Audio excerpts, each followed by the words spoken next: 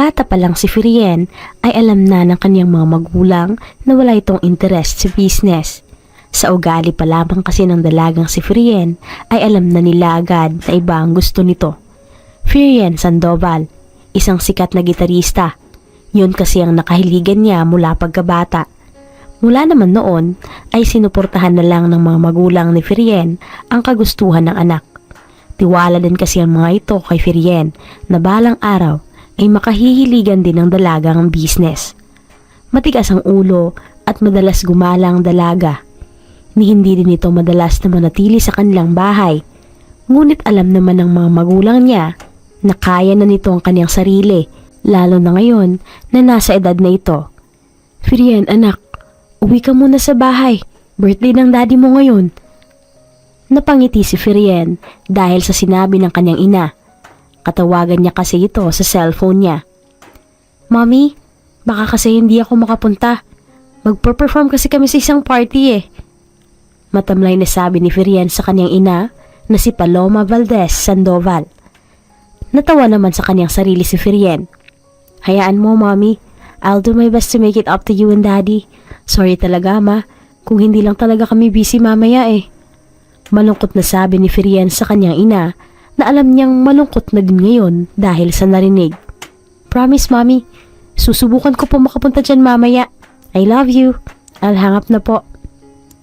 Pagkapatay ng tawag ay doon natawa si Firien sa sariling kalokohan. Naroon din ang mga kabanda niya at nakikinig lang sa kanya. O ayan mamaya ayusin niyo at galingan. Ako ang kakanta at magigitara. Matigas na sabi niya sa mga kasamahan niya. Tumango lang naman ang mga ito at ngumisi sa kanya. Sana kahit binigyan mo lang ng clue ang mama mo yan. William Valencia, ang isa sa mga kabanda niya. Siya ang kanilang main vocalist. Silly girl, baka sumama ang loob ng mama mo niyan eh. Dagdag nitong sermon kay Firien. Ano ka ba? Hindi yan. Kilala niyo naman si mama, tsaka hindi ko naman talaga pinapasama ang loob niya. Para lang may thrill, di ba? Boring mo talaga, Will. Umismid pa si Firien nang sabihin yon. Yan ang kadalasang tawag sa kanya ng mga kasamahan niya sa banda. Ang banda nila ay nakapangalan ayon sa pangalan nilang 5 sa grupo. 5 kasama na si Firien bilang isang leader at sentro ng buong banda. Una kasi siyang sumikat ng mag-isa lang, vocalist at guitar. Yon ang kauna-unahan niyang ginagawa noong edad 15 pa lamang siya. Nang tumungtong ito sa college, ay doon niya nakilala ang 4 na lalaki. Sina William Valencia, Mikoy Cardinal, Brent Chan Saavedra, and lastly, Sean Kent Cardinal. Si Sean at Mikoy ay magpinsan. Mayroon din itong banda noon ngunit umalis sila sa dati nilang eskwela kaya natigil ang bandang kanilang kinabibilangan. William Valencia, sikat din ito bilang isang singer ngunit tumigil din nang magkaroon nito ng malaking problema na napunta sa depresyon. Si Brent Chan Saavedra na isang rapper at guitarist ngunit nahihiyang ipakita ang sariling talento. Nakilala niya lang ito nang magkaroon ng isang malaking event sa kanilang eskwelahan at kinakailangan ng mga magpo-perform. Sa kasamaang palad ay walang nahanap ang eskwelahan nila kaya nang malaman yun ni Firien ay agad niyang kinausap ang dean at ang president ng school. Nagboluntaryo siya na siya na lang mismo ang hahanap ng makakasama na magpo-perform upang matapos ng masayang event na gaganapin sa eskwelahan nila. 2 linggo bago ang event ng school at nag-announce sila na sumangguni kay Firien ang mga gustong mag-perform para sa pagpili ng makakasama ng dalaga. Sikat na din kasi ang dalaga ng mga panahong yon, kaya marami nga ang nag-perform ngunit ang 4 na kalalakihan ang pumukaw sa atensyon ng dalaga. Hindi nag-perform ang mga ito, ngunit isang araw ay narinig niya sa mga estudyante ang usapan tungkol sa kanila. Mga kilala din kasi ang mga ito sa eskwelahang yon. Dahil sa kagustuhan ni Firien na makilala at makasama niya ang 4, ay kinausap niya ang mga ito. Sa una ay ayaw nila, ngunit sa pagdaan ng araw na pangungulit ni Firien ay sumali din ang mga ito. Doon din nagsimula ang kanilang banda. Mikoy, jowa mo, kinukulit ako na mag-date kami. Pang-aasar ni Ferien kay Mikoy na seryosong nag-aayos ng gagamitin nila sa pag-perform nila para mamaya. Nasa likod ng stage na kasi sila ngayon at oras na lang ang hinihintay nila upang magsimula.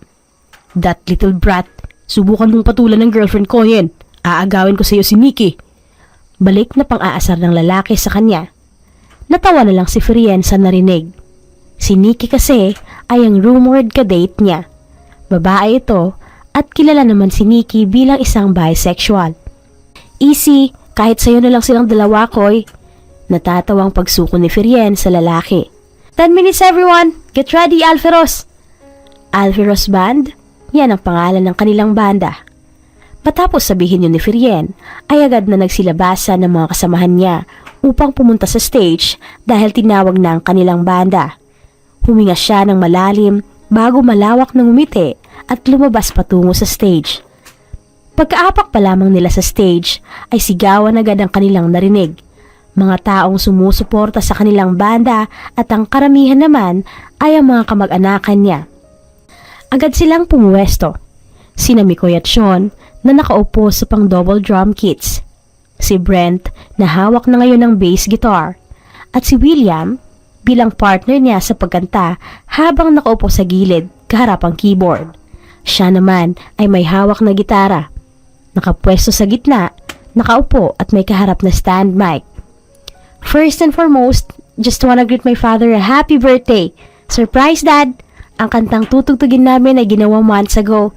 This song is especially for you, Dad. Sana magustuhan mo po. Matapos sabihin yon, ay nagsimula na itong mag-strum ng gitara. Sinabayan naman ito ng mahinang pag-drum ng dalawang magpinsan. Simula pa lamang ng kanta ay napapikit na si Ferien upang damhin ang kantang iaalay niya sa kanyang ama. Ilang buwan nila itong pinlano, ang pagsurpresa sa kanyang ama at ina na laging gusto silang makita at makabanding man lang. Ilang buwan din kasi siyang hindi umuwi sa kanila upang paghandaan ang kaarawan ng kanyang ama.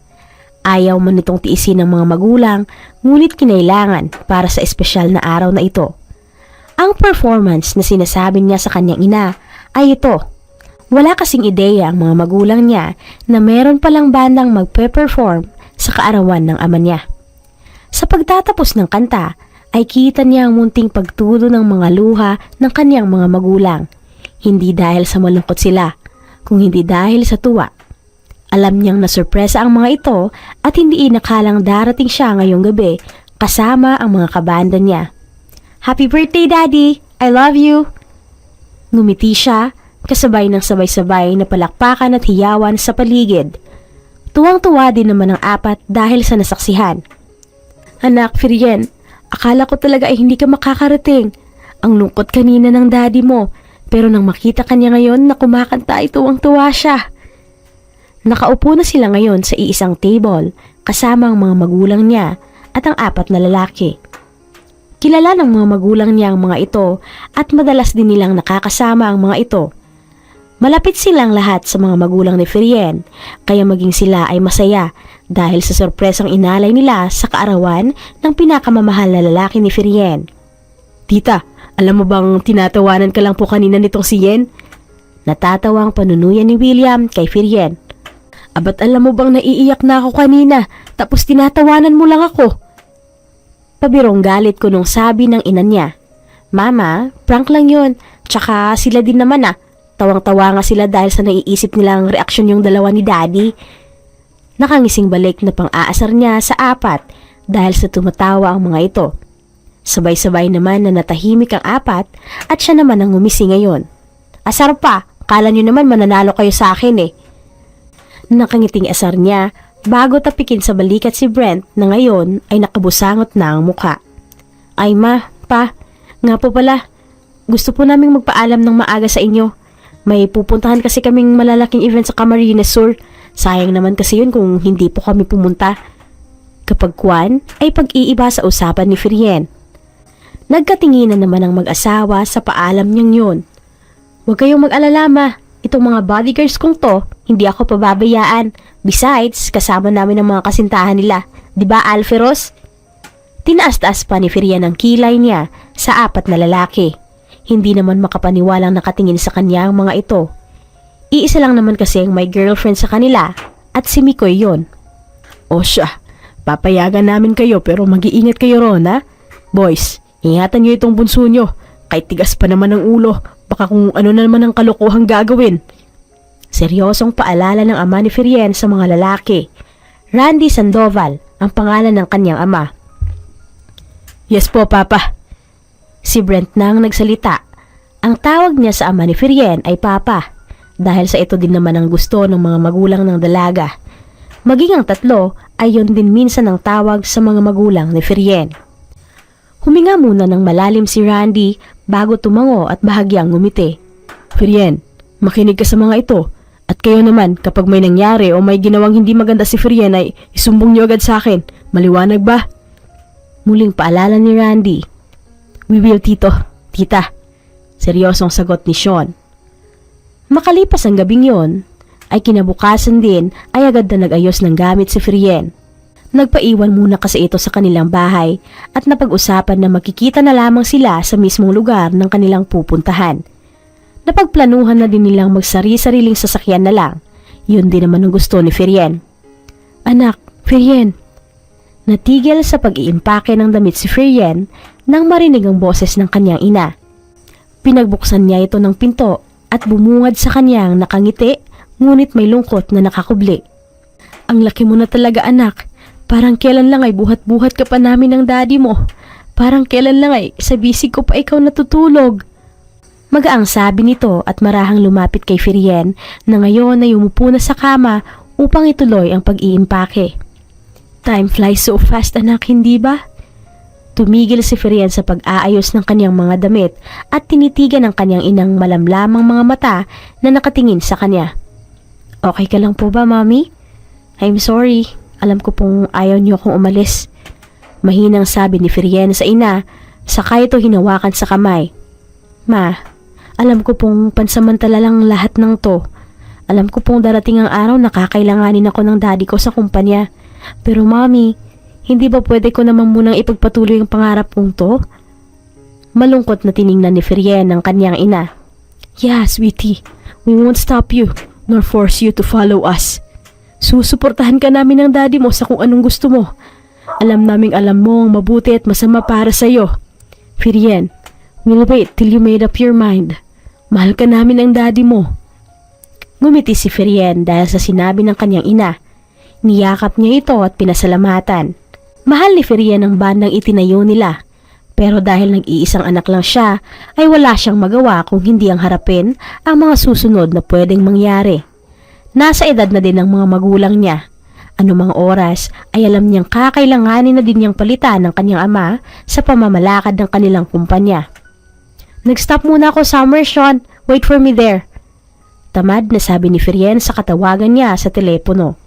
2 oras pa lang kasi siyang nagbabiyahe at malayo pang Camarines sa kinaroroonan niya. Please, Ferien, huwag kang gagawa ng kung ano man dyan. Kilala ka namin. Hindi ka pupunta ng diretso dito nang hindi ka muna nakakagawa ng kalokohan. Natawa si Ferien sa sinabi ni Sean. Take care. Call you again later.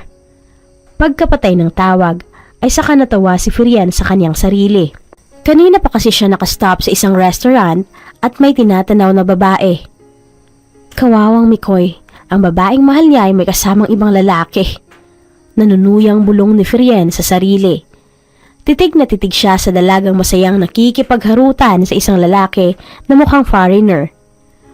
Huminga siya ng malalim at tumayo ng tuwid bago maglakad nang nakapamulsa papalapit sa dalawa. Hi, Zane! Peking umiti si Ferien sa dalagang gulat at hindi makapaniwalang naroon siya. Sino siya? Pasimple niyang tiningnan ng lalaki na nagtataka lang ang tingin sa kanya. Ate? Si Brandon, kaibigan ko. Yumuko si Ferien dahil sa narinig. Natatawa at parang hindi makapaniwalang nagsisinungaling sa kanya ang kasintahan ni Mikoy. Bakit ka nga pala naparito, ate? Kinagat muna ni Ferien ang kanyang ibabang labi bago ibalik ang tingin kay Zane na kinakabahan. Kaibigan? O kaibigan? Napadaan lang ako dito, Zane. Hindi ko alam na may magkaibigan palang naghaharutan in public with matching kissing pa. Haist, kabataan nga naman. Zane, clean this mess up. Sumunod ka sa akin. Kapag Kwan ay malamig at seryosong utos niya sa dalaga. Agad naman itong sumunod at tumayo. Ngunit hindi sila agad umalis. Tiningnan ni Firien ang lalaking tinawag na Brandon ni Zane. Brandon, right? This girl is taken, sir. Huling sabi niya bago hilahin ng dalagang nakayuko na lang at hindi makatingin ng diretso sa kanya. Explain, Zane. Ayoko sa lahat ay yung nilolokong kaibigan ko. Kaibigan din kita, Zane. Bakit ka nagsinungaling? Pagkarating pa lang nila sa kotse niya ay yun na agad ang tinanong ni Firien sa dalaga. Magpaliwanag ka, Zane. Hindi ko hinihingi ang pag-iyak mo lang dahil sa nahuli ka. Seryosong pangaral niya sa dalaga. Umiiyak na kasi ito habang pinaglalaruan ng mga daliri. Buntis ako, ate. Sa sinabing yun ni Zane, ay animo napipis si Firien. Hindi makapaniwala at gulat ang mga matang tiningnan ng tiyan ng dalagang si Zane na may maliit na umbok. Hindi halata kung hindi titingnan ng maayos. Alam niya ba to? Siya ba, Zane? May galit sa boses na tanong ni Firien. Opo, ate. Alam niya. Sinabi ko pero ikakasal na siya, ate. Ikakasal na siya at buntis din ang babaeng ipapakasal sa kanya. Ang sabi sa balita ay ilang linggo na lang at kasal na nila. Natakot ako, ate. Natakot ako kaya lumayo ako at pinilit ang sarili na makihalubilo at makisama sa iba. Mahal ko siya, ate.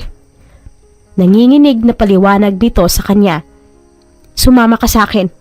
Uuwi tayo sa bahay ko. Hintayin mo ko doon at pupuntahan kita pagkatapos ng event namin bukas. Ilang beses na nagmura si Firien sa kanyang isip habang nagbabiyahe sila. Pare, si Firien, nasiraan daw ng sasakyan. Naaksidente nga daw eh. Mabuti na lang at sugat lang ang natamo niya dahil sa pagkabasag ng salamin.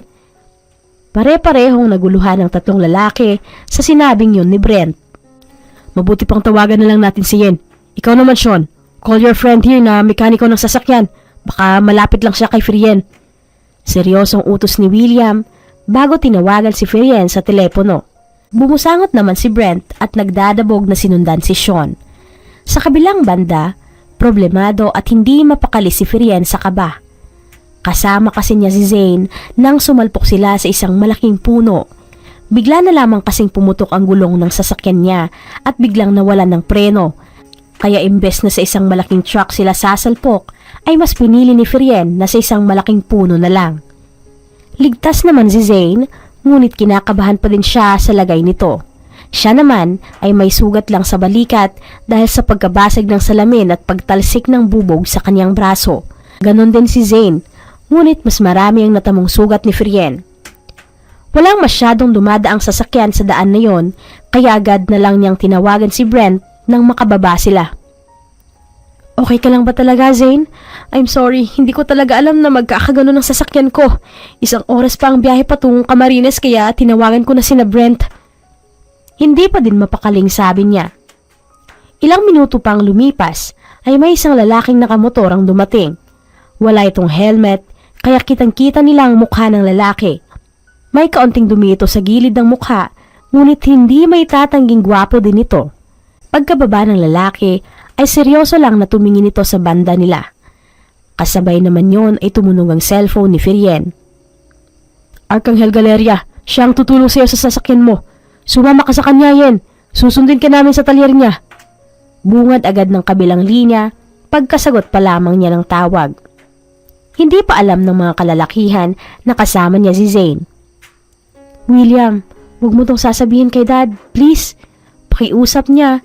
Ngunit buntong hininga lang ang isinagot ng nasa kabilang linya. Thank you, Will. Hindi na inantay pa ni Firien na sumagot ang kabilang linya at pinatay ang agad yon. Arcangel? Tanong niya sa lalaki. Pero tiningnan lang siya nito at nilapitan ang sasakyan niya. Sungit, kala mo naman kung sino. Asar na bulong ni Firien, ngunit narinig yun ng lalaki kaya masama siya nitong tiningnan. What? Pasimpleng tanong niya sa lalaki. Arcangel Galeria, tama di ba? May extra gulong ako sa compartment ko. May ilang gamit din ako doon sa paglagay ng gulong. Meron din akong... Natigil sa patuloy na pagsasalita si Firien nang padabog na tumayo ang lalaki at hinarap siya. Ikaw na lang kayang gumawa, miss. Putak ka ng putak. Ang ingay. Inis na bulyaw sa kanya ni Arkanghel. Nag-init naman ang ulo ni Firien dahil doon. Bakit kasi nagpunta ka dito nang walang ni kahit na anong dalang gamit? Ano yun? Imamano-mano mo using your two hands? Supladang balik na bulyaw niya kay Arkanghel. Kumunot naman ang noo ng lalaki. Pinapunta ako dito ni Sean, miss, para gawin ang sasakyan mo, hindi para pangaralan at turuan mo. Dahil sa sinagot na yon ni Arkanghel, ay mas lalong nag-init ang ulo ng dalaga. Aba, kung nagsalita ka kanina pa, sinabi ko na nga sa iyo yung mga gamit ko dahil concern lang naman ako na baka wala kang dalang kagamitan. Hinihingal na bulyaw niya sa lalaki. Kumunot lang ang noon niya nang makitang natatawa ito sa sinabi niya. Sigurado ka ba dyan, miss? Hindi naman ako pupunta dito nang walang dalang gamit. Isa pa, alam ko namang may extra kang gulong. Pangalawa, miss, hindi ako nagpunta dito para makipag-usap sa'yo. Tila nagpantig ang tenga ni Firien dahil sa narinig. Alis! Dahil sa sinabi niyang yon, ay doon na napatayo si Zane na kanina pa pala nakatingin lang at nakikinig sa kanila. Ate, pilit inabot ni Zane ang kamay ni Firien, ngunit iniwas lang niya yon. Okay, kung yan ang gusto mo, madali lang akong kausap, miss. Aalis na sana ang lalaking si Arkanghel nang sabay na tumunog ang cellphone nila. Sabay nila itong sinagot. Nasaan na kayo? Kanina pa kami naghihintay dito sa talyer. Nailayo agad ni Firien ang telepono sa tenga niya nang inis na bulyaw agad ni Mikoy ang bumungad. Hindi na. Alis na kayo dyan. Tatawag na lang ako ng cab. Habang sinasabi niya yon, ay timbagang ang tingin niya kay Arkanghel na nakangisi. Firien, ano naman ba to ha? Please Yen, kahit ngayon lang. Makinig ka sa amin. Rinig na sabi ni Mikoy sa kabilang linya. Mahinahon na ito at wala nang mababakas na inis. Kapag kuwan, ay pinatay na din ang tawag sa kabilang linya, kaya tiningnan na lamang niya ng masama si Arkanghel. Okay, ako nang bahala. Sa malapit na apartment ko na lang sila dadalhin. Nang marinig ang sinabing yun ng lalaki, ay agad siyang napatampal ng noo. Hindi dahil sa binanggit na apartment, kung hindi dahil sa sinabi nitong sila. Oo, may kasama siya. Hindi ko nga lang kilala. Hintayin na lang namin ang cab na tinawagan nyo tapos ay didiretso ko na lang sila sa talyer gaya ng sabi nyo. Tuluyan ang natampal ni Firien ang kanyang noo dahil sa narinig. Nang maibaba na ng lalaki ang telepono, ay agad na lumapit si Firien dito. Arkanghel, pwede bang idaan muna natin ang kaibigan ko sa bahay nila? Mahinang tanong niya rito nang ilang hakbang na lang ang layo nila sa isa't isa. Tiningnan siya ng seryoso ng lalaki. Ngumiti ito ng maliit. Hindi. Malamig at pinalasagot ng lalaki sa kanya. Agad siyang tinalikuran ng lalaki at muling tiningnan ang sasakyan niya. Agad naman na nagpapadyag sa sapatos si Firien dahil sa frustration na nararamdaman. Kung ayaw mo, edi wag. Halika na, Zane. Alis na tayo dito. Inis na pag-aayan niya kay Zane na nakatunghay sa kanyang telepono. Zane! Tawag muli ni Firien sa dalaga nang hindi ito sumagot. Dahil sa inis at pagtataka, ay nilapitan niya ito. Zane, may problema ba? Okay ka lang ba? Kapag kuwan, ay magaan niyang tanong nang makitang nakatitig si Zane sa konwo nilang dalawa ni Mikoy. Naroon pa ang mga salitang binitawan ni Mikoy sa kanya. That son of a gun. Nagngingit-ngit sa galit niyang sabi. Ito ang address ng bahay ko. May binuk silang cab. Yun ang sakyan mo at magstay ka muna sa bahay na yun hanggat hindi ako bumabalik. Nagkakaintindihan ba tayo, Zane? Seryosong tanong niya sa kaibigan at niyakap ito. Paano ka, ate? Mahinang tanong sa kanya ni Zane. Inilingan niya lang ito saka ngumiti. Ayos lang ako. Ako ang bahala dito. Basta pangako mong hindi ka aalis doon, alright? Muling tanong niya rito. Tumango lang si Zane at ngumiti. Makalipas ang ilang minuto, ay dumating nga ang cab na sinasabi ni Arkanghel. Agad naman na pinasakay ni Firien si Zane sa cab at pasimpleng sinabihan ng driver kung saan ihahatid ang kaibigan. Tumango naman ang driver kahit na nagtataka ito. Mauna na kayo doon. Alam naman ni Manong kung saan. Son of a gun! Mura ni Arkanghel nang makitang umalis na ang cab nang hindi sakay si Firien. Tanging ang kaibigan lang ng babae ang nakasakay doon. Bakit hindi ka sumakay? Pinibwisit mo ba talaga ako ha, babae? Naiinis na bulyaw niya kay Firien na nakangisi lang habang nakatitig sa kanya. Dati ka bang baliw, miss? Nawala ang ngisi sa mga labi ni Firien nang marinig ang sinabing yun ni Arkanghel. Alam mo, gwapo ka, pero may pagkabastos din yung bibig mo. Huwag mo na gawin yan, may pupunta dito para kunin ang sasakyan ko at dalhin sa talyer mo. Bored, nausal niya at mabilis na tumungo sa motor ng lalaki. Tinitigan ni Firien ang motor ng lalaki at nakitang 125 Rusi ito. Tatayo ka na lang ba dyan? Gusto ko na kayang umuwi at matulog. Bored muli niyang sabi sa lalaki. Nakita ni Firien na umismid muna ang lalaki bago ibinalik ang mga gamit sa sasakyan ng dalaga. Sakay! Maotoridad na utos ni Arkanghel kay Firien. Umiling lamang si Firien bago mangkas. Hindi mo kailangang hilahin ang damit ko, miss. Hindi naman ako ganun kasama para ihulog ka. Pagkarinig niyo ni Firien ay nahihiya niyang inalis ang kamay sa pagkakahawak ng mahigpit sa damit ng lalaki. Takot kasi siya na baka mahulog siya o mas malala ay baka tamang iniisip niyang ihulog siya ng lalaki dahil sa inis. Ngayon lang ako sumakay ng motor. Mahinang boses na pag-amin niya. Narinig lamang niya ang munting tawa ng lalaki bago paandarin ang motor. Mayaman nga naman. Bulong ni Arkanghel na umabot sa pandinig ni Firien. Umawa ka na. Huwag kang chancing, miss. Kung hindi, magrereklamo ako ng harassment. Natatawang utos sa kanya ng lalaki. Kahit na nainis ang dalaga sa sinabi ni Arkanghel, ay humawak pa din ito sa manggas ng damit ng lalaki. Nang magsimulang umandar ang motor, ay hindi napigilan ni Firien na yumakap na lang sa lalaki. Ang akala niya ay magagalit o magrereklamo ito, ngunit hinayaan lang siya nito.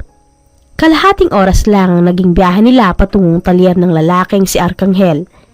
Pagkarating pa lang nila, ay agad siyang nilapitan ng 4 na lalaking kanina pa siya hinihintay. Ayos ka lang, Mayen? May masakit ba sa'yo? Pinag-alala mo kami. Naiinis ngunit may pag-aalalang sermon sa kanya ni Mikoy.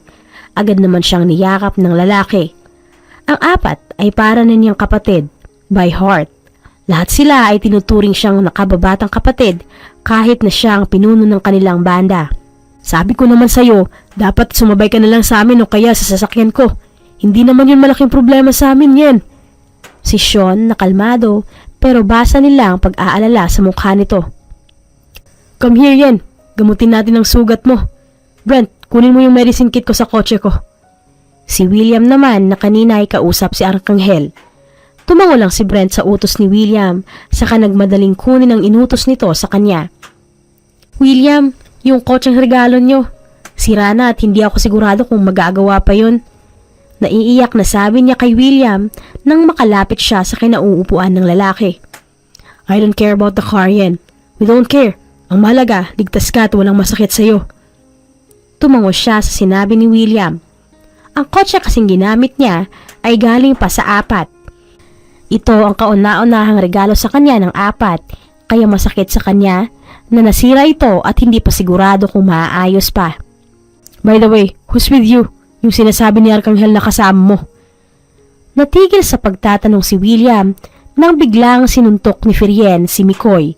Hindi yun inaasahan ng lalaki kaya napaupo siya sa gulat at napadaing.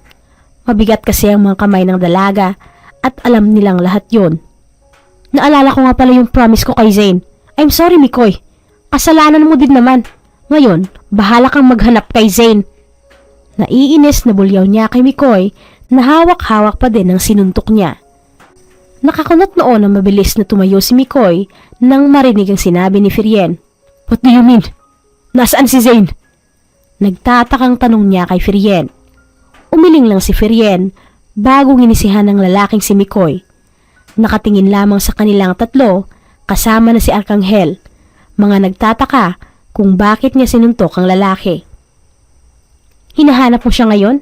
Sana, ginawa mo yan nung mga panahong kailangan ka ng tao. Mikoy, akala ko ba mahal mo siya? Galit na tanong niya sa lalaki. Ang kanina namang nagtatakang mga mata ni Mikoy ay naging malamig at seryoso. Better not to say whatever she is right now. Hope she'll be fine. Mas mabuti ng ganito na lang ang lahat kesa sa pilitin namin ang sarili namin sa hindi pwede. Stay out of this, yan. Matapos sabihin yon, ay umalis ito nang walang pasabi. Nang makaalis si Mikoy, ay doon siya nilapitan ng tatlo. Hindi sila nagtanong, ngunit alam niyang naguguluhan ng mga ito. Ako na lang ang gagamot sa sarili ko. Umuwi na kayo. Sundan niyo na lang siya, baka may gawing kung ano sa sarili. He's mad, and you know how he handled the madness without Zane. Malamig na utos niya sa tatlo bago maupo sa pahabang upo ang kahoy. Hindi agad kumibo ang tatlo at nagkatinginan pa. Kapag Juan ay umalis din nang wala na silang nakuhang isang salita kay Frien. Sakto namang dumating ang humila ng kanyang sasakyan kaya susunod palabas si Arcangel. Nang mapag-isa na lamang siya ay doon niya naitakip sa mukha ang dalawang kamay. Si Mikoy ay anak ng isang engineer at businessman kaya't ang buhay nito ay magulo. Hindi katulad ng mga magulang ng dalaga na sinusuportahan siya. Ang kay Mikoy ay hindi. Ngayon na gusto itong ipakasal sa babaeng hindi mahal ng lalaki ay mahirap na para sa relasyon nilang dalawa ni Zane. Buntis ang sinasabing ipapakasal kay Mikoy, ngunit hindi pa sigurado kung siya nga ang aman yon. Kapwa kasosyo nila ang mga ito kaya walang magawa si Mikoy sa gusto ng mga magulang niya. Muli ay napahilamos sa mukha si Frien. Maging siya ay iniisip ang problema ng isa sa mga tinuturing niyang kapatid. Ang kasintahan nito ay buntis, maging ang fiancé nito. Ito, inom ka muna, Frien, tama? Napataas ng tingin si Frien nang marinig ang boses na yon ni Arcangel. Kunin mo na, nangangalay na ako eh. Nabuburyong nautos nito kay Frien. Ngumiti lamang ng bahagya ang dalaga dahil sa reaksyong nakikita sa lalaki. Hindi ka naman pala ganun kasama, sabi niya bago inumin ang juice na hawak. At ikaw, masama. Sobrang sama. Hindi ba matatanda sa iyo ang mga kabanda mong yun? Sinuntok mo pa yung isa sa kanila. Hindi na pinatuloy pa ni Frien ang balak sabihan ni Arcangel at agad itong tumayo at asar na tiningnan ng lalaki. Aba, wala kang alam ano? Asar na sagot niya sa lalaki. Isa pa, ginawa ko lang naman yun dahil sa inis. Sa huli, ay kalmado na lamang siya ulit na umupo. Sinamahan naman siya ng lalaki. Buntis ang babae, hindi ba? Hindi na siya nagulat sa itinanong nito sa kanya. Buhay nga naman ano, ganyan ba talaga ang pakiramdam ng mayaman? Gusto ko na lang tuloy manatiling ganito. Natawa ng bahagya si Frien sa sinabing yun ng lalaki. Hindi, iba-iba naman kasi ang mga tao. Mayaman man yan o mahirap, may kaya sa buhay, o sakto lang para makaraos isang araw. Sagot niya sa tanong ni Arcangel. Nakita niyang tumagilid ang ulo nito kaya umangat ang kanyang tingin at tiningnan ng lalaki ng patagilid din. Ngumiti siya bago magsalita. Ang mga magulang ni Mikoy ay minamadali ang lahat. Yun ang gusto nila. Habang si Mikoy ay hindi sang-ayon at mas gustong mamuhay sa naaayon sa gusto niya. Ngayon na magulong ang relasyon ni Mikoy ay hindi namin sigurado kung makakatulong kami. Iniwas ni Frien ang kanyang tingin nang tinitigan siya ni Arcangel sa mga mata. Walang relasyong hindi magulo. Lahat din ng bagay o problema ay may solusyon. Huminga ng malalim si Arcangel sa katumayo. Pwede ka nang umuwi muna. Kailangan mong ipacheck ang sugat mo. Makalipas ang ilang araw, ay hindi na niya muling nakausap pa si Mikoy. Sa susunod na araw ay magpe-perform sila sa isang event, ngunit ni isang beses na rehearsal ay wala pa silang nagawa. Patuloy pa din naman niyang patagong dinadalaw si Zane. Aalis muna ako, Brent. Sabihan mo na lang sila. Mamimili lang ako ng mga stocks. Ubus na kasi yung nasa ref. Paalam niya pagkalabas niya ng kwarto. Nagrent lang ang mga ito ng isang malaking apartment. Sige, mag-iingat ka. Gamitin mo na yung kotse ko. Pabili na din pala ako ng hair wax. Nahihiyang usal ng lalaki sa kanya. Natawa naman doon si Frien bago kunin ang susi ng kotse ni Brent. Hindi naman ganun kalayo ang palengke doon, kaya mabilis lang itong nakarating. Pinarada lang niyang sasakyan sa tabi ng RCS. Ineng, bili ka na ng gulay ko, fresh at mura lang. Alok sa kanya ng unang gulayang nadaanan niya. Tiningnan niya ang mga gulay at nakitang fresh ang mga ito at mukhang bagong dating lang. Sige po, Nay, magkano po itong kalabasa? 50 na lang yan sa'yo, Ineng. Nagulat siya sa sinabing presyo ng tindera. Napakamura kasi ng kalabasang yon kung pagbabasehan ang quality nito. Maricar, nariyan na ang mga tao ni Bulldog. Itago mo na ang pangkain nyo. Gulat at naguguluhan sa paligid si Firien nang magtulakan ng mga tao na naroon. Halika rito, Ineng. Magtago ka rito. Baka ikaw ang pag-initan nila at isa ka pa namang dayo. Wala na siyang nagawa pa nang hilahin siya ng tindera patungo sa gilid ng pwesto nito. Tago yun at kung hindi lalapit ang tao ay hindi ka mapapansin. Maricar, mukhang marami tayong benta ngayon ah. Sumilip siya sa isang maliit na butas nang marinig ang matigas at magaspang na boses na yon ng isang lalaki. Bulldog, maawa ka. May sakit ang asawa ko at ang anak ko ay kailangan niya ng pera pamasahe patungong Maynila. Nagmamakaawang sabi ng tinderang humila sa kanya kanina. Boss, may babae dito. Napatingin ang lahat sa direksyon niya nang may lalaking nagturo sa kinaroroonan niya. Huwag siya, Bulldog. Maawa kayo. Customer lang siya dito. Agad na lumapit sa kanyang matanda at tinulak ang lalaking nagbabalak na hilahin siya. Ineng, umalis ka na rito. Tawagan mo ang numerong ito. Siya ang anak ko. May ibinigay na papel sa kanya ang tindera. Kinuha niya naman yun, ngunit hindi umalis kagaya ng sinabi ng tindera. Bagkos ay iniligay niya sa likod niya ang tindera.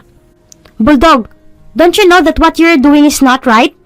There's a case that could put you in jail. Habang sinasabi yon, ay nakatingin siya sa telepono niya.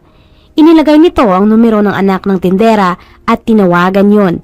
Hindi niya yon inilagay sa kanyang tenga. Bagkus ay hinayaan niya itong pinanatiling hawak lang. Maricar, sino naman itong maganong dilag na to? Kung wala kang may bibigay na pera ay ayos lang. Basta itong babaeng tong ibabayad mo sa amin. Maputi at makinis, napakaganda at sa itsura at pananamit pa lang ay mukhang mabangot galing sa mayamang pamilya. Pakiramdam ni Firien ay may kumulo sa kanyang loob nang marinig yon mula sa lalaking mukhang bakal ang katawan dahil sa laki at tikas nyon.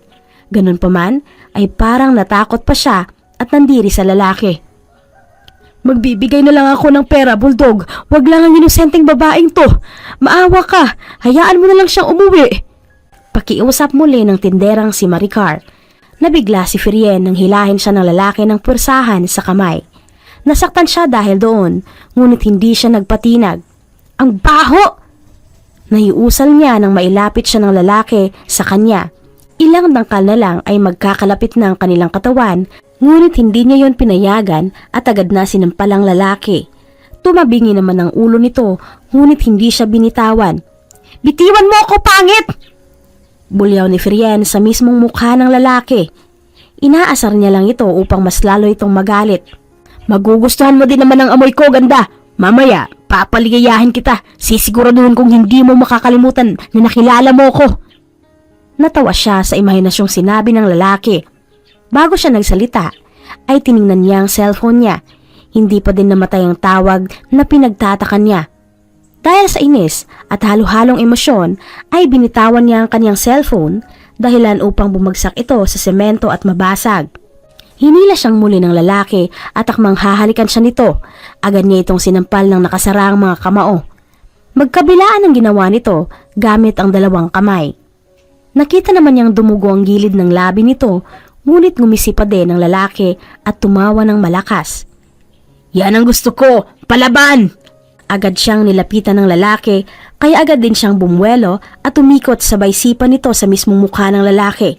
Natumba naman ito at mukhang nahilo. Agad naman itong inalalayan ng mga kasama nito. Sunod na sumugod ang dalawang lalaki sa kanya, kaya agad siyang tumakbo palabas doon. Pumunta siya sa maaliwalas na daan at doon hinarap ang dalawa.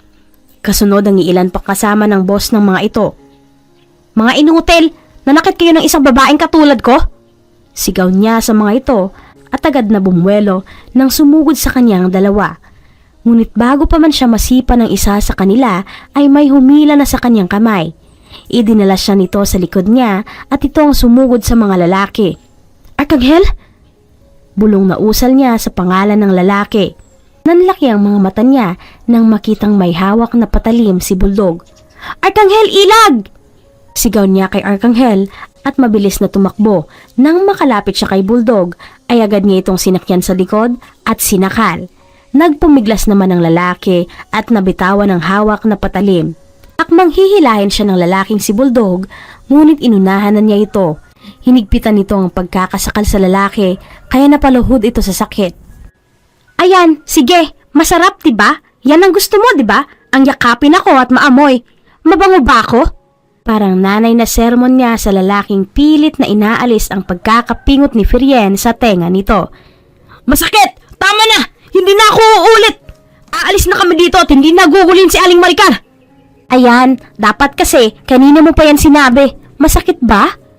Kunwari, concern niyang tanong sa lalaki. Tumango-tango naman ito at mabilis na sumunod sa isang tanod na nagtayo sa kanya. Sumunod din naman ang ibang kasamahan ng lalaki. They're out of their mind. Hay, nasira tuloy ang mood at pamamalengke ko. Inis na usal niya bago pagpaga ng mga kamay. Ineng, ayos ka lang ba? Pasensya ka na at nadamay ka pa. Maraming salamat sa tulong mo. Lapit sa kanya ng tinderang si Aling Maricar. Ayos lang po ako. Ay, oo nga po pala si... Napanganga siya nang makitang niyakap ng tindera si Arkanghel. Kita sa mukha ng tindera ang takot at pag-aalala. Ganon din naman si Arkanghel na nakakuyom ang mga kamao. Ineng, ito nga pala ang anak ko, si Arkanghel. Teka, paano mo nga pala nalaman ang pangalan niya kanina? Baling na tanong sa kanya ng tindera. Napanganga at natulala si Firien sa tindera at kay Arkanghel. Kaibigan at kabanda siya ni Sean, ma. Si Arkanghel na ang sumagot sa tanong ng ina nito. Ganun ba? Maraming salamat uli, Neng, at pasensya ka na. Umiwas ng tingin si Firien nang titigan siya ni Arkanghel. Oo nga pala, anak, bakit hindi na pala nagpunta sa atin ang matalik mong kaibigan na yon?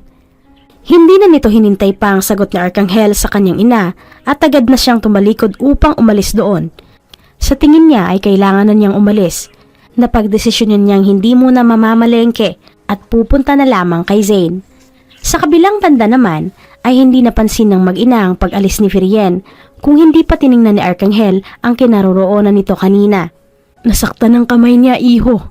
Nakita kong may pasayon kanina dahil sa higpit ng pagkakahawak ni Bulldog sa kanya. Magaang kwento sa kanya ng ina niyang si Maricar. Siya ba ang tumawag sa akin kanina, ma? Tanong nito sa ina. Oo, siya nga. Ibinigay ko sa kanya ang numerong isinulat mo sa papel noon na sinabi mong gamitin ko at tawagan tuwing kailangan. Pinapaalis ko na siya roon upang hindi madamay pero mas pinilan niyang manatili at protektahan ako. Nakangiting kwento muli sa kanya ng ginang. Hala sige, dalhin mo sa kanila yung mga gulay doon at nang maging pasalamat ko man lang sa kanya. Kapag kwan ay utos nito kay Arkanghel. Tumango naman ang lalaki at sumunod sa kanyang ina, papasok muli sa palengke. Zane, anong nangyari? Bakit ang daming nagkalat dito? Gulat at hindi makapaniwalang sabi ni Firien pagkapasok pa lamang sa loob ng apartment niya na tinirahan muna pansamantala ni Zane. Mabilis niyang nilapitan ng babaeng si Zane na nakaupo lang sa gilid at umiiyak. Ate, nagpunta siya dito, ang fiancé ni Mikoy. Nalaman niyang nandito ako kasama mo. Mahinang bulong ni Zane nang makalapit siya dito. Umupo din siya at niyakap ang kaibigan. I'm sorry. Tanging nasabi niya dahil sa pagkawalan ng lakas ng loob na magsalita para kay Mikoy.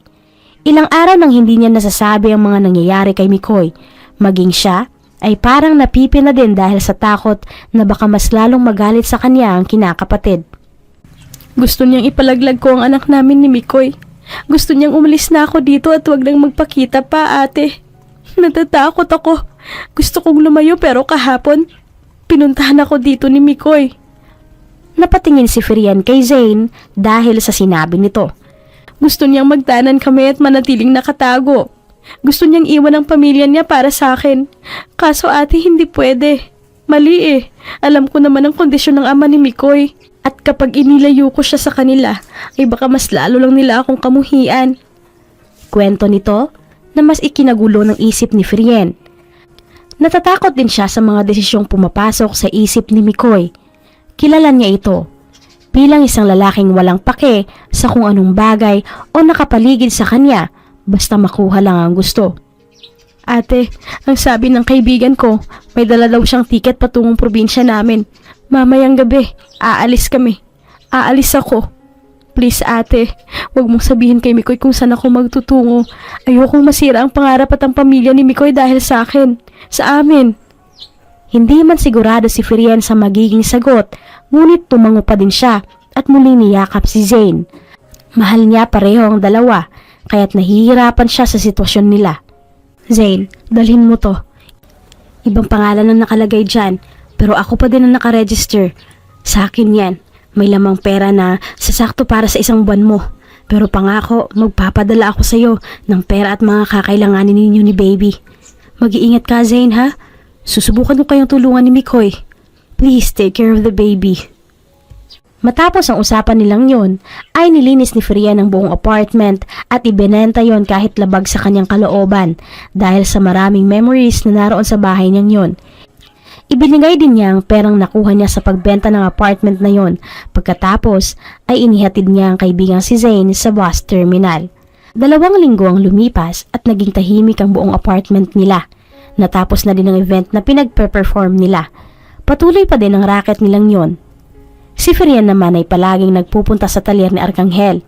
Kinugulo niya ito at inaasar, ngunit dead malamang siya sa lalaki. Ark, gusto nga kasi kita. Hindi ako torpe kaya ako ang umaamin. Bahala ka.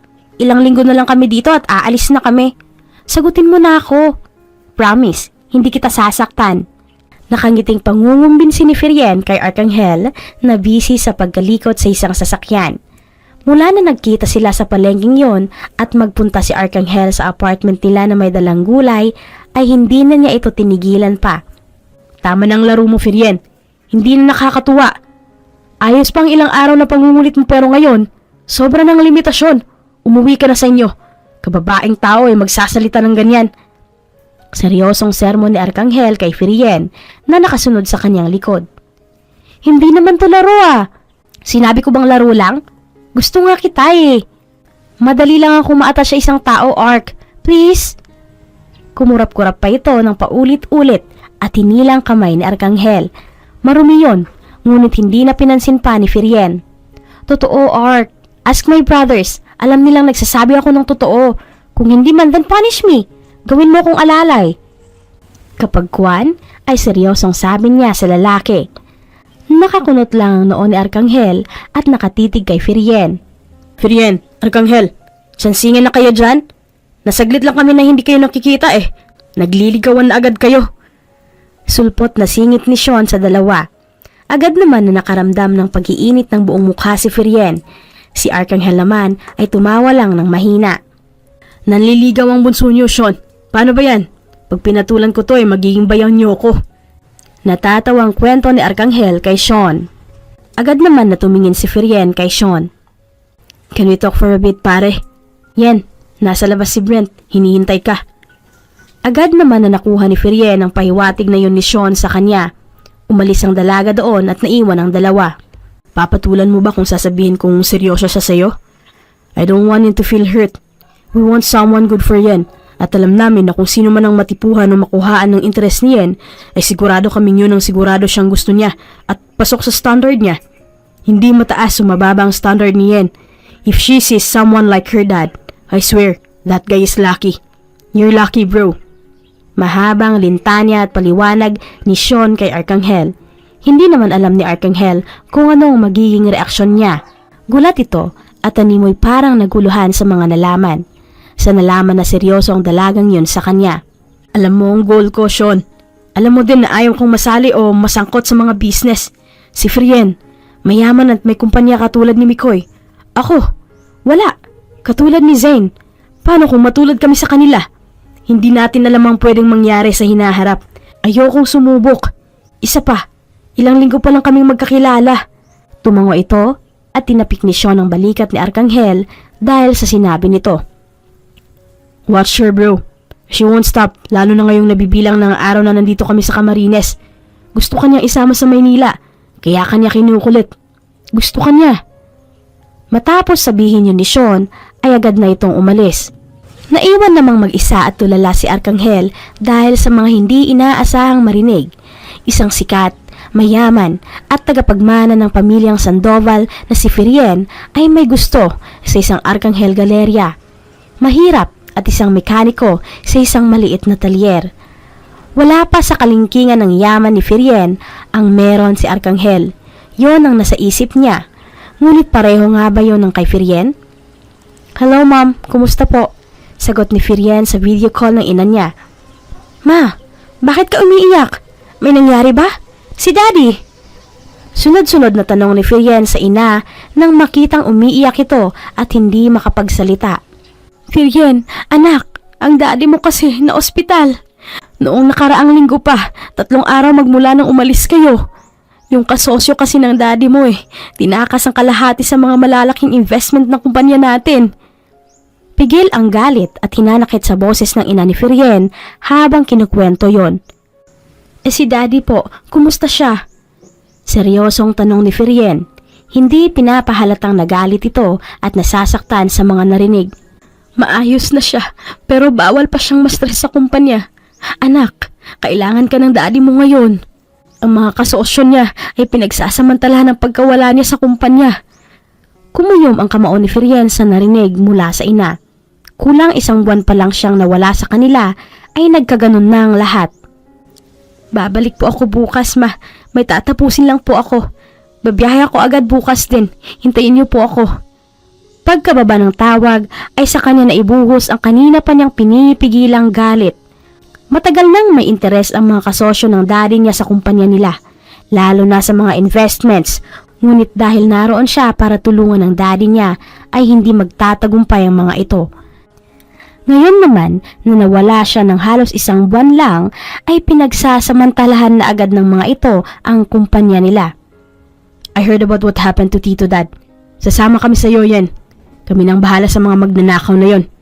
Ikaw na sa kumpanya nyo.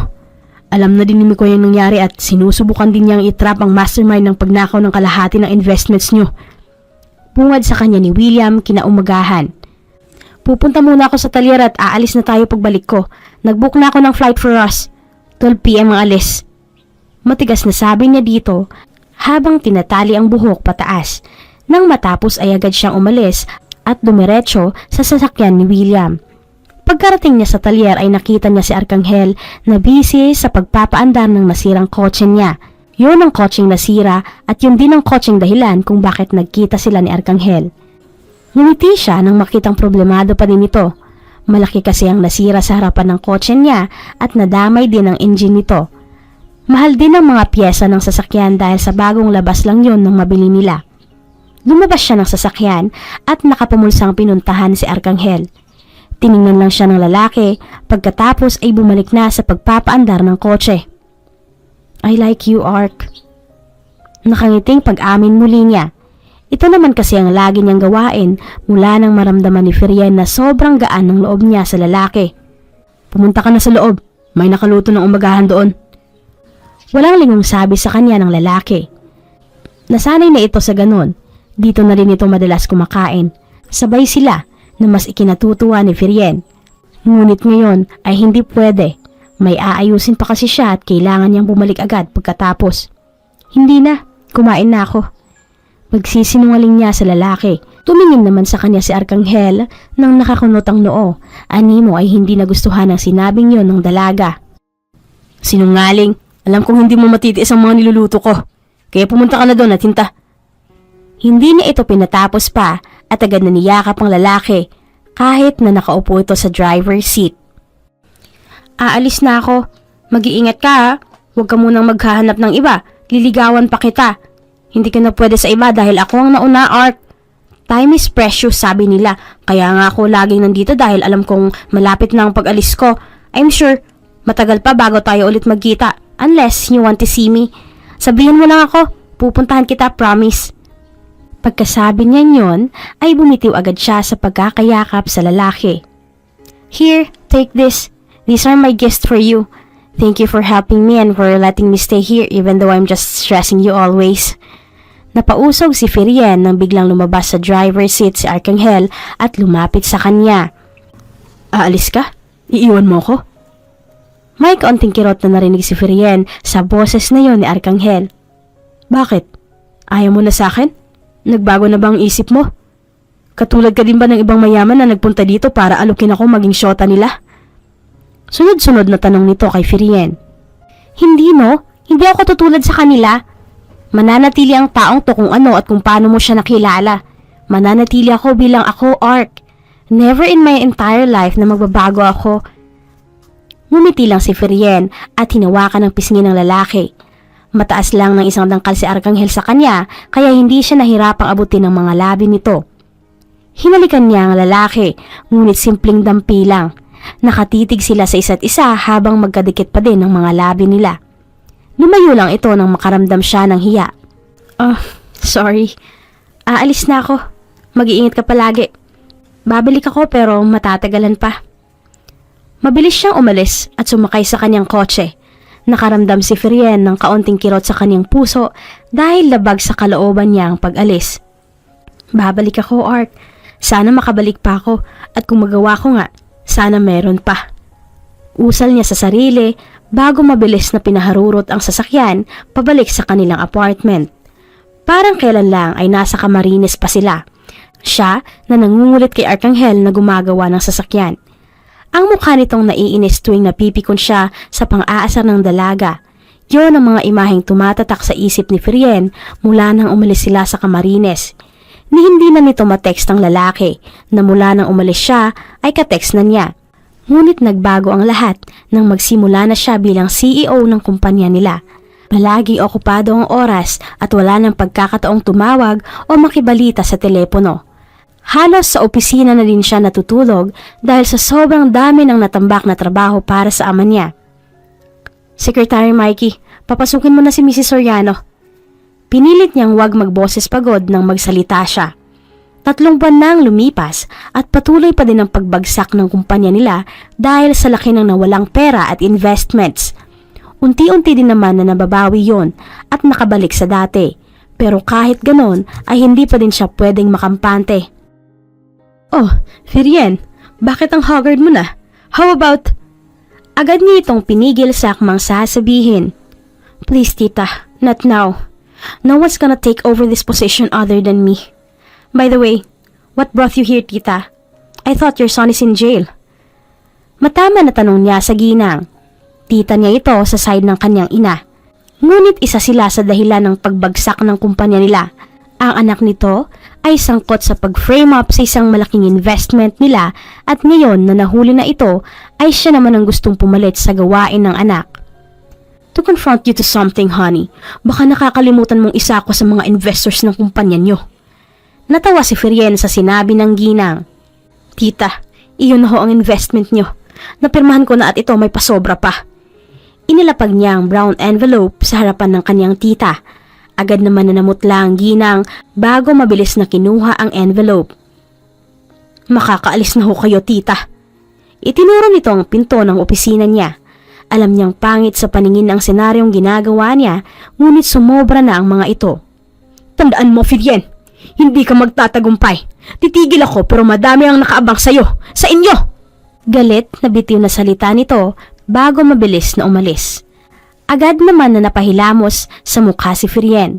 Pagod at puyat siya sa mga nagdaang buwan.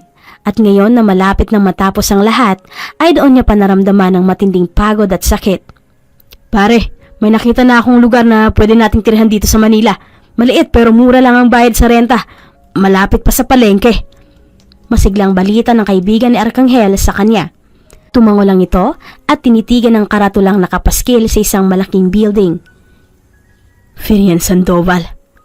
Usal niya bago mahigpit na hinawakan ng bag na may lamang mga gamit niya. Halika na pare, bukas na tayo mag-apply dyan. Ikaw sigurado akong tanggap ka, pero ako malabo, kaya tutulungan na lang kita, okay ba? Masayang alok sa kanya ng kaibigan niyang kamakailan lang niya nakilala. Nandito na ako, Yen. Hintayin mo ko. Usal muli niya habang nakatitig sa litrato ni Ferien na may hawak na laptop. Suot ang isang napakagandang black fitted dress. Tingin mo ba pare kakausapin ka nun? What if lang Paano kung may bago na siya? Aray ko naman pare! Singhal ni Sab sa kanya nang batukan niya ito. Hindi yun. Nangako siya sa akin. Kailangan niyang tuparin ang pangakong yun. Umaasang sabi niya sa lalaki. Bukas, magkikita ulit kami. Nakangiting dagdag niya pa. Miss Sandoval, nandito na po ang mag-a-apply. Nagising si Ferien sa iilang katok at boses ng kanyang sekretarya. Papasukin mo sila isa-isa. Tarantang balik na sabi niya sa sekretarya niya sa labas. Shit! 7:00 na pala! Mariing mura niya sa sarili at mabilis din na nag-ayos. Narinig niyang bumukas ang pinto ng office niya, ngunit hindi pa niya ito nilingon at patuloy lang na nag-aayos sa harap ng maliit niyang salamin sa gilid. Proceed please and introduce yourself. Tatapusin ko lang to. Kalmado niyang utos sa kung sinong pumasok. Busy pa din kasi siya sa paglalagay ng lipstick sa kanyang labi. Narinig niyang tumikim muna ang lalaki bago magsalita. My name is Arcangel Galeria, 29. Natapos ng senior high school at nag-a-apply bilang... Hindi pa natatapos sa pagpapakilala ang lalaki ay hinarap na niya ito agad upang kumpirmahin kung tama ang narinig niya. Napanganga siya nang mapagtantong si Arcangel ngayon na nakangiti sa kanya. Arcangel, ikaw ba yan? Nauutal na tanong niya rito. Dahan-dahan siyang tumayo at lumapit sa lalaki. Ako nga po, ma'am. Masiglang sagot nito sa kanya. Natawa si Firien dahil doon at naiiyak na niyakap niya ito ng mahigpit. I'm sorry, Art. Hindi kita napuntahan. Nanginginig ang boses na hinging paumanhin niya sa lalaking matagal na niyang gustong makita at mayakap. Ilang minuto ang naging yakapan nila at naunang humiwalay si Firien kay Arcangel. Tinitigan niya ang mukha nito. Ang gwapo mo. Kilala niyo po ba si Arcangel ko? Ang lalaking mekaniko ng buhay ko. Natatawang banat niya kay Arcangel. Natawa din naman ito at muli siyang niyapos ng yakap. Namiss kita. Namiss ko ang pangungulit mo. Sorry, ngayon ko lang napagtantong mahal kita, Firien. Malambing na sabi nito kay Firien. Napangiti naman ang dalaga dahil doon.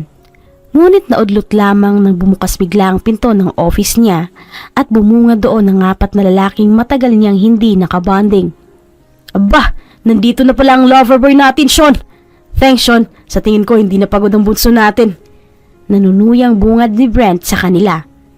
Nanatili naman silang magkayakap. Si Mikoy kaya? Kailan niya mahahanap ang girlfriend niya? Baling ni William kay Mikoy. Ngumiwi lamang si Mikoy at pinakita ang gitnang daliri nito.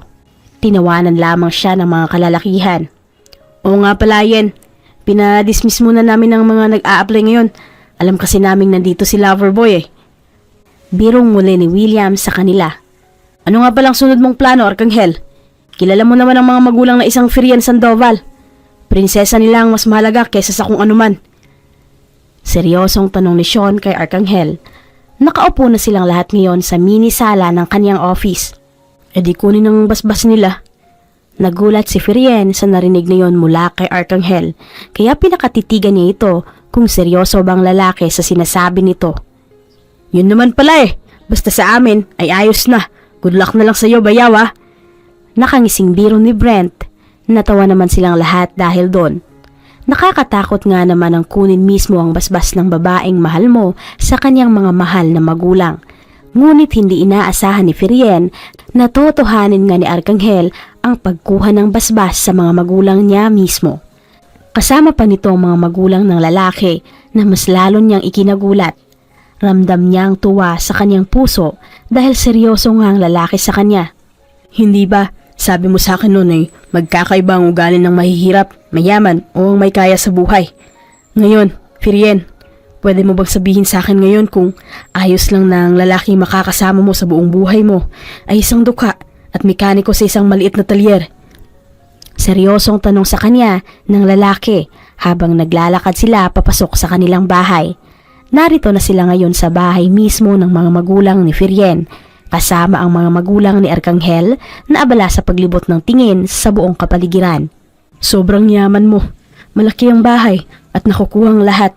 Hindi ba pangit na mapunta ang isang katulad mong prinsesa sa isang palasyo ng katulad kong simple at walang ganito kalaki at kalawak na bakuran at bahay?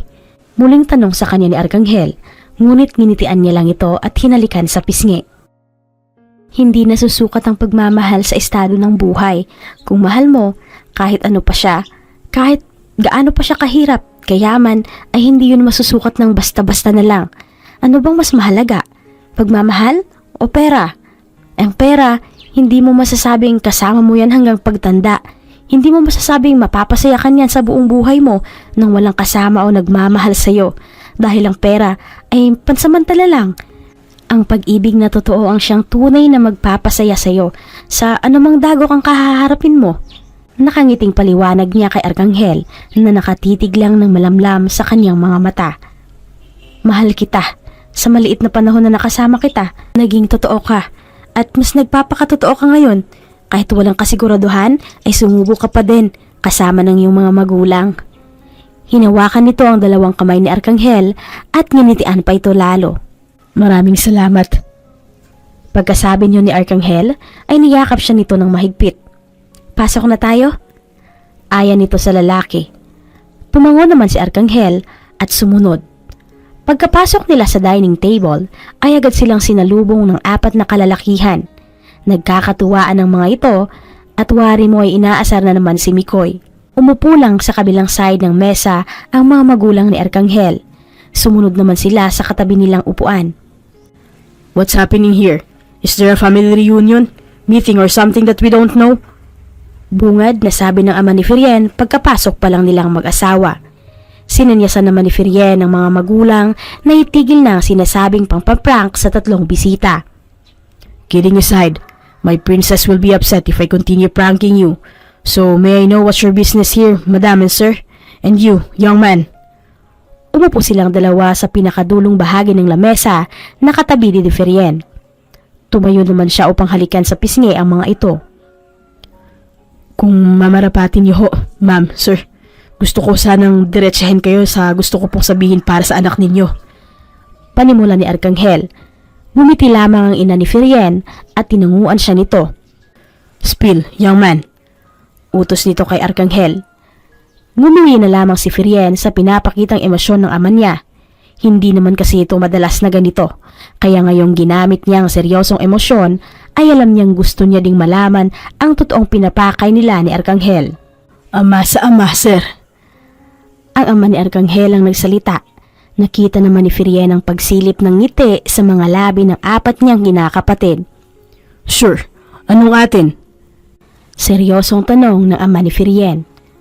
Ang anak ko ay napupusuan ng iyong anak na si Firien. Nandito kami ngayon upang kunin sana ang basbas niyo na maging asawa ng anak ko ang anak mo. Diretsang usal ng ama ni Arkanghel na ikinagulat ng 4 na lalaki maging si Firien. Kasal ba ka mo?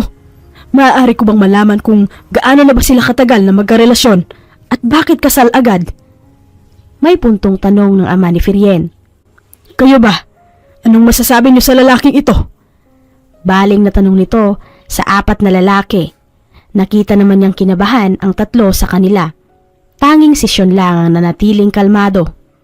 I know Arkanghel Galeria for more than 7 years. He is a good and well-mannered Tito Dad. He is my best buddy since then. So yeah, I think he's better and perfect match for our little princess. Mahabang sagot nito sa sinserong boses at emosyon. Kasal. So tingin ko ay sobrang aga pa niyan para sa inyong dalawa. Kapag kuwan ay naging kalmado na ang boses nito at nawala na ang seryosong boses. Randy Sandoval at ito ang asawa ko, si Paloma. Pagpapakilala nito sa sarili at sa asawa. Ang gusto ko sana ay makilala muna kita, iho, kung pahihintulutan ninyo ng mga magulang ni Arkanghel. Sooner or later, your son will be handling our company with our daughter. Napangiti si Firien sa sinabing yun ng kanyang ama. Alam niyang hindi tututol ang mga ito. Gusto din namin iyan. Sa tingin namin ay makabubuti din ito sa kanilang dalawa. Pagsang-ayon din naman ng ina ni Arkanghel. So everything is settled now. 1 year will do. Then you both will be free from marrying each other. No more excuses, Firien. Pumayag na nga eh. 1 year lang naman ang hihintayin ninyo at pwede na kayong magpakasal. Pagsusungit ni Randy kay Firien, nangakmang magsasalita sana siya. Natawa silang lahat nang ngumuso si Firien at kurutin ang sariling ilong upang pigilan ang akmang pagbahing. Matapos ang usapang iyon, ay napagdesisyon na nilang pagstayin muna pansamantala ang mag-iina dahil sa gabi na din at malayo pa ang kanilang babiyahiin. 1 year? Hindi na masama, hindi ba Ark? Tanong ni Firien sa kanyang fiancé na si Arkanghel. Kapwa nakahiga sila ngayon sa damuhan sa kanilang likod bahay. Kita dito ang malawak nilang lupain at magandang pwesto din upang manood ng mga magagandang bituin. I love you, Firien. Hindi ko lubos maisip na ang isang katulad mo ay maaabot ko. Malambing na sabi nito kay Firien na nakaunan sa braso ni Arkanghel. Enemy to lovers real quick. Natawa sila pareho sa tinurang yon ni Firien. I love you, Arkanghel, and I'll always do. Sa pag-ibig, at sina Firien at Arkanghel ang nagpatunay na wala sa estado ng buhay ang kanilang pag-iibigan. Nagkalayo man sila, ngunit nagpatuloy pa din ang pagtitiwala nila na ang pag-ibig ay hindi magbabago kung totoo ito. Wakas! Maraming salamat po sa inyong pakikinig at kung nagustuhan nyo ang kwento, please leave a like, comment, share and subscribe to my YouTube channel for more story updates. Hanggang sa muli, paalam!